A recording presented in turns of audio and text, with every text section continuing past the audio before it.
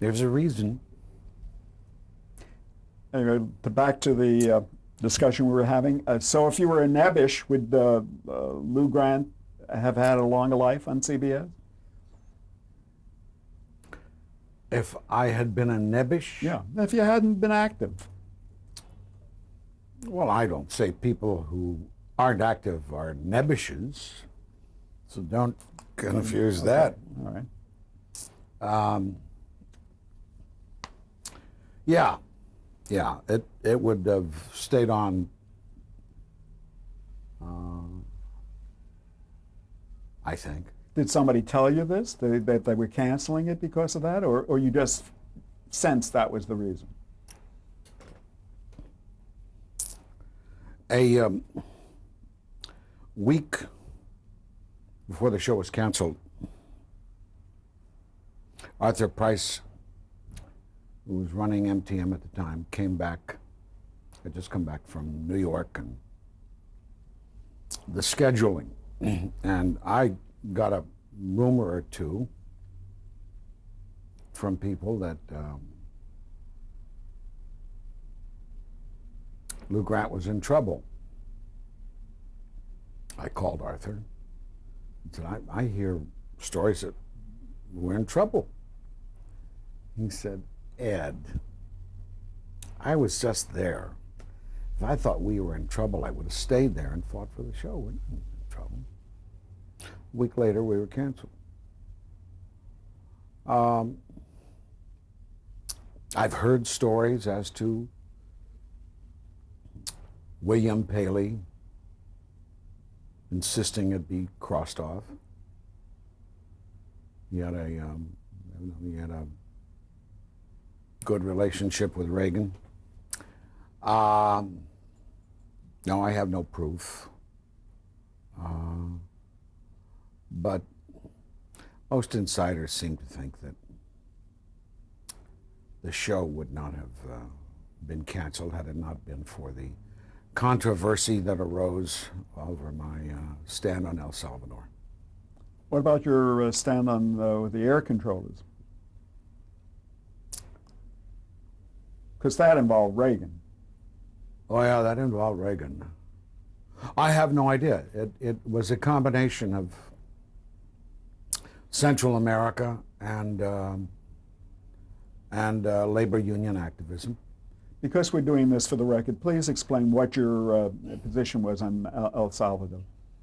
I was asked to become a founding member of a group which would raise money to be taken down to El Salvador by a Mexican doctor in the first instance, other people at other times, with drugs and medicines for the people in the hills who weren't getting it, the campesinos, the descamisados, and that was what the money was for. It was also to call attention to El Salvador by this act, which is why we gathered in Washington, Lee Grant and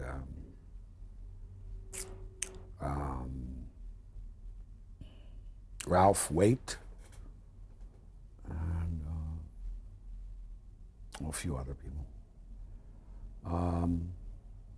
But I, as with the strike, because I had the viable show on TV, I became the spokesman. So I delivered the speech of announcement for the organization. Then there was a big press conference afterwards. All kinds of people asking questions, and I became the chief answerer. And in the course of the questioning, a cable newsman rose up at the back of the House and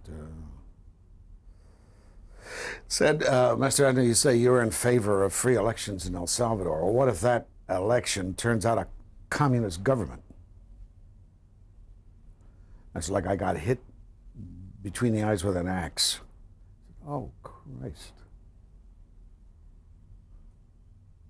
what am I to say? Because I knew it was trouble. And I hemmed and hawed and gave some weak-ass answer. I went on to answer another question. And all the time in my brain, I'm saying, have I come this far? Have I become this outspoken to weasel out at this point? And I realized I couldn't. So I turned back to that guy again after I answered the next question. I said, I wasn't satisfied with my answer. What I would want to say is that if it's the government that the people of El Salvador choose, then let them have it. And nobody ever called that statement to question since, or brought it up. But I knew that from that moment on, I was a dead duck, just for saying that. A lot of controversy arose up. A couple of congressmen wanted to lead a boycott on Lou Grant. Richard Mellon Scaife, who the biggest contributor to the far right in this country, I guess, had the newspaper in Greensburg, Pennsylvania, and he wrote the editorial. In any other country, Edward Asner would be taken out and shot. But, you know, blah, blah, blah, thank God this is America, and so forth and so on. And you felt the regret that this wasn't any other country for him. So there were attempts by the congressman to create a boycott of the show. Kimberly Clark, with 2 factories in El Salvador, canceled its sponsorship of the show. And a couple named Ballocks sent me a letter showing what they had done. They'd called in to say that Kimberly Clark, saying that they wanted to express their appreciation at their sponsorship of the show, and they would continue to heavily buy Kimberly Clark products. And the idiot at the other end, I guess, lumping it with the other letters that must have been sent in, said, Dear Mr. and Mrs. Ballocks, thank you for your letter regarding Lou Grant. We are pleased, proud to inform you that we will no longer be sponsoring any Lou Grant shows. Vidal Sassoon pulled out. Cadbury's chocolate pulled out. So 2 out of 3 were Brits. Was your Jewishness ever brought into this? Vidal Sassoon's Jewish. Were your family and your advisors, your agents, telling you to cool it, that this may be very hurtful? 3 of the producers came down and said, this is at a point where there had been death threats, bomb threats. I had some armed guards near Bodyguard? me. Yeah. And the producer said, now, one producer said, we think there are 2 ways of doing things. The way the show does it and the way you're doing it. We think our way is better. And I listened to all of them and I said, that's fine. I said, what do you want me to do? Because charges would be hurled at me, primarily by Charlton Heston, among many others. And I would answer either acerbically or honestly, But it seemed to require a response.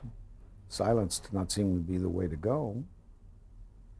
And of course, had I been more sophisticated, I would realize it would now lead to another response. And it would refeature their initial attack. So silence is golden. But I was going to a school at the time. I was learning a lot about controversy in public life. So I did not know how to proceed.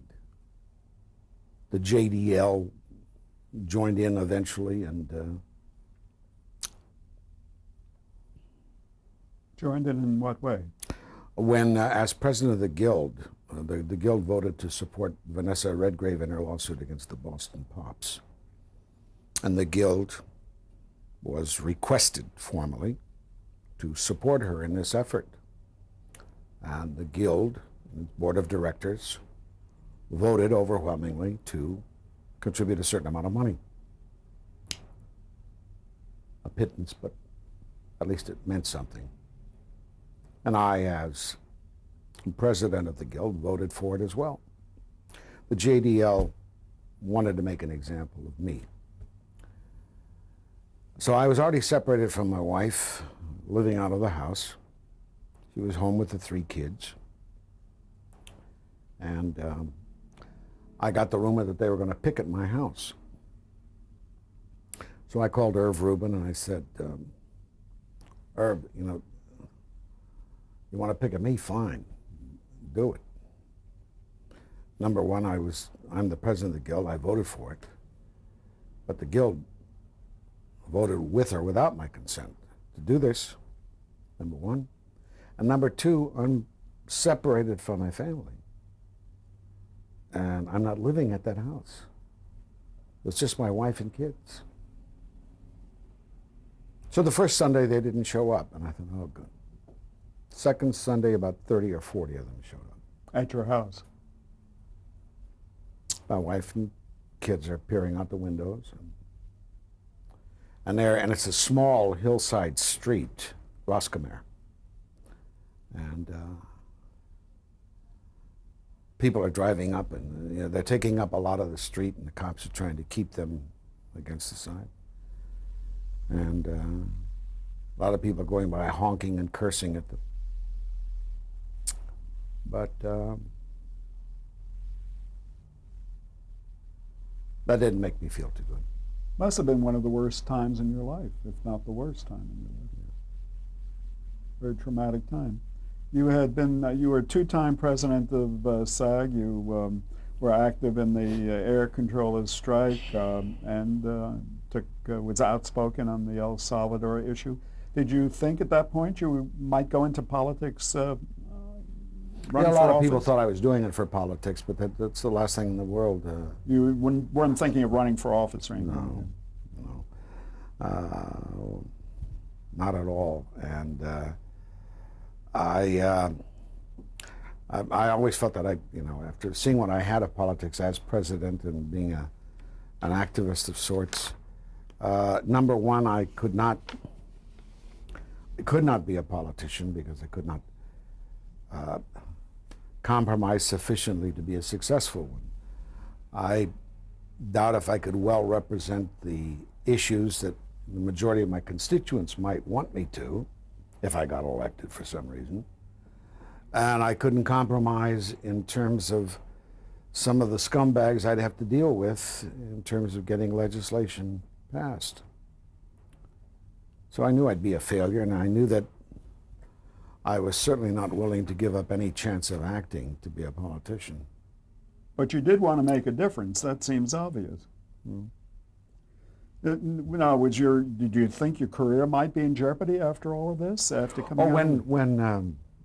When the guy asked me the question about an elected in communist government in Salvador, and I finally gave my answer, I thought at the time I would never work again. And my agent later said he thinks that if I had gone quietly, I probably never would have worked again. But the fact that I responded to the attacks, that I did not go silently into that good night, and I responded to the attacks, kept me a news person all the time, and thereby kept my name and Punim alive. There were 2 incidents after the show was canceled that made me realize that I was beginning to be excluded, and one was a producer who's nominally progressive, nominally liberal, producing a new medical series, and the head writer suggested that I was now available. And this producer, damn it, David Victor, I think his name was, said, no, I think he'd be a political liability. And a couple of years after that, I was doing narrating a documentary on the Holocaust. And the producer of the piece came out the first day and he took me to lunch and he said, remember that radio show, that interview that you gave in Washington last year? I said, I don't know. And then he reminded me of what it was, and it was an interview in which I said that liberals participate in a blacklist as much as anybody else because they're in the business. And they don't know that they're blacklisting me or anybody else. But when my name is mentioned, Henry Denkert does a good job of this in Case of Libel. But when my name is mentioned, I'll say, no, he's too bald, he's too fat, he's too gray. He's this, he's that. And not recognize in their hearts that they've been influenced by the fact that they don't want to touch the hot potato. The casting director that I had done favors for told my agent, I think he's overexposed. All euphemisms. Yeah, overexposed. So this producer of the documentary said, well, last year I put you at the head of my list for narrating a documentary. And it came back from the network. And your name had a red line through it. And I didn't say anything, but I knew why there was a red line through it. And that's why you're here now. So I figure if I myself knew of 2 incidents of that sort, how many untold incidents don't I know? But you did continue your career, and you've been in a number of series. I realize we've been at this a long time, so I'm not going to linger over your movie career and some of these series that did not work very well. But I would like to just cite a couple, if I may.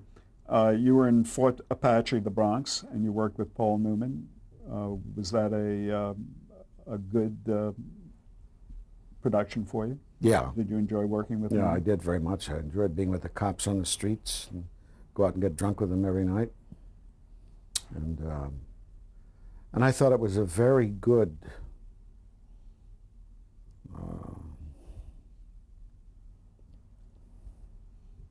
piece of the action. I thought it captured the city and its denizens pretty nicely. In fact, it's almost entered the language. You almost talk about beleaguered police in terms of Fort Apache now. Mm-hmm. Mm-hmm. I'm going to mention several series. If any of them deserve some further discussion, fine. You were in Off the Rack. Which is a lovely little series with Eileen Brennan. Right. And it occurred at the time of the writer's strike. And we only did about 6 of them. And of those 6, the network put on 3 on Tuesday night and 3 on Friday night. So it never had a chance. You were in The Bronx Zoo, which was a Gary David Goldberg production. Right. Anything special? Don Riker and Patricia Jones produced it. And it, too, was shopped all over the place. We made about 26 or 27 of them over a 2-year period. And you could never find more than 3 consecutively, same night, same time. They kept moving it. Yeah. And it was a show that Brandon Tartikoff later said it was a mistake to have canceled it. You're in a memorable motion picture, JFK, an Oliver Stone picture. Yeah. What I was a replacement for Glenn Ford in that role. What was the role? I recall you were Oh, Clyde Bannister. Guy Bannister. Guy Bannister. I knew there was a Y in there. Yeah. Is not a credit you would mumble. It's a credit you're proud of. The JFK credit. Mm-hmm. Yeah. Oliver Stone. Anything special to say about him? He was easy to work with. It unfortunately didn't lead to another job. You were in the Trials of Rosie O'Neill, Barney Rosenzweig series with Sharon Gless as the co-star. Anything special about that?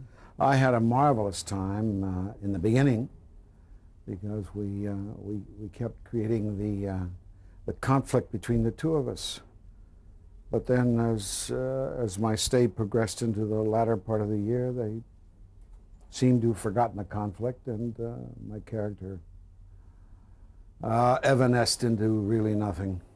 Did Robert Wagner come into that series as well, eventually? Yeah, I think, what was it, love interest? Yeah. I think, You were in Hearts of Fire. Mm-hmm. Anything you recall? Once again, a wonderful idea. Linda Bloodworth brought me in she was inspired by her father and wanted to recapture her father comedically through me. And initially wrote great stuff. Once she got it off her ample chest, she didn't know what to do with them. There was some revamping of that series, as I recall. Yeah. You did Thunder. I mean, she wasn't using. Billy Bob Thornton was on the show and totally wished. You did Thunder Alley. Yeah. That was sort of a change for you. You played a retired stock car racer. Yeah, grandfather. And the 2 years that we were battling to keep that show going, we replaced the mother twice. Robin Riker ended up being the mother, and she did a very nice job. The 3 kids were lovely. Haley went on to be a little semi-star in features. He played Forrest Gump, little Forrest Gump. But most of the time was spent hassling between ABC and Matt Williams and Company, Wind Dancer. And they kept trying to make the show more and more family, more and more family. And then finally in the second year,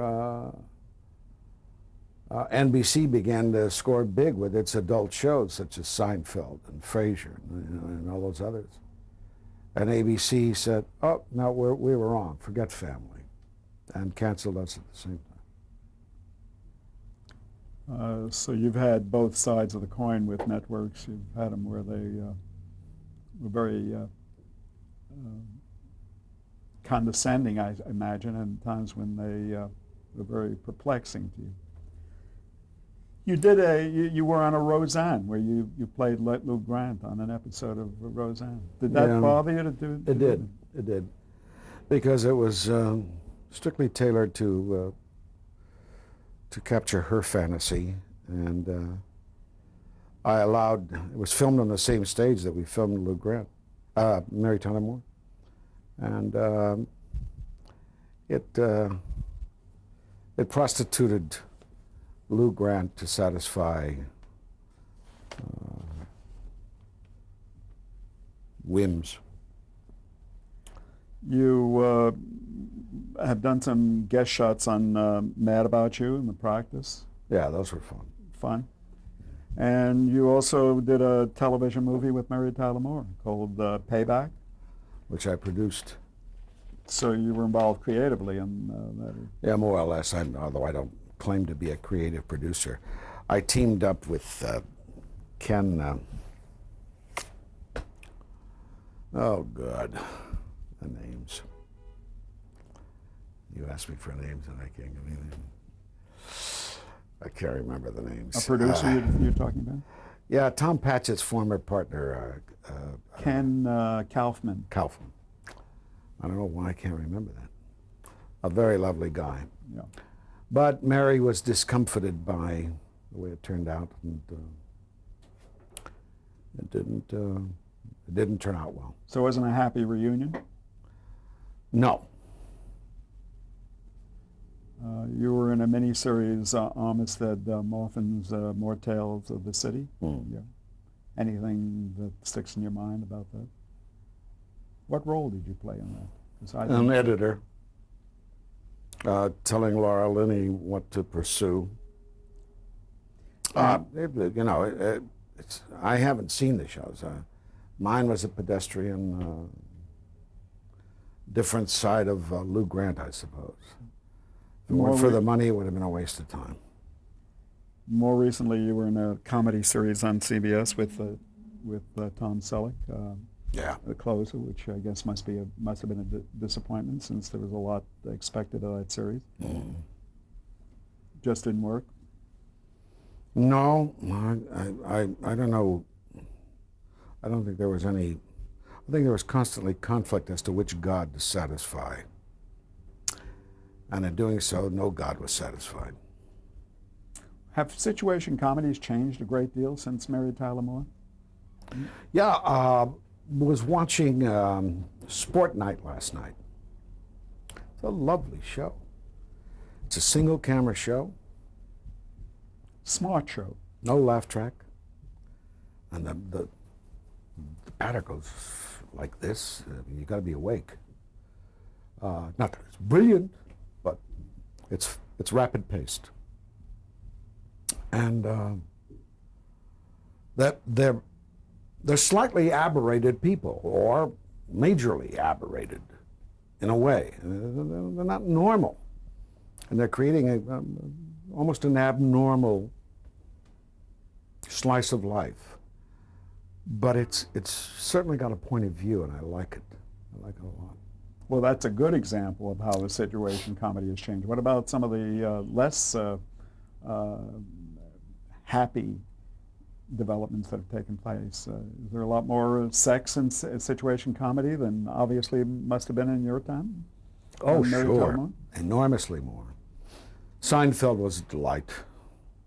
I find Sopranos a delight, and still shake my head. The leading eye catcher of the season, a show about a bunch of mafia killers.